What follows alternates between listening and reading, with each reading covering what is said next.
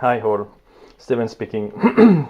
So welcome back on my channel. As you can see here, I disassemble the button from the control panel. The control panel is there, and the reason why I received those box and inside the box there is a roll like that, and inside the roll there is the stickers, as you can see here. So the stickers will be useful. As you can see here, it will be the control panel stickers. Then here is the top, and there you are the front marquee, and then the bezel, and downstairs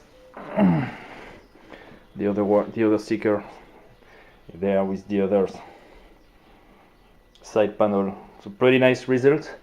I use GIMP, and I'm pretty impressed with the quality of the print I received, and I put some different type of things, so as you can see it's a very nice result. I'm very happy with that. So what is remaining now is to install the stickers on the arcade cabinets, and then I will put a T-molding.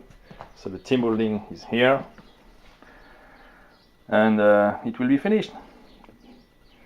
So stay tuned, and I will share you the results when I finish the control panel. So thanks for watching.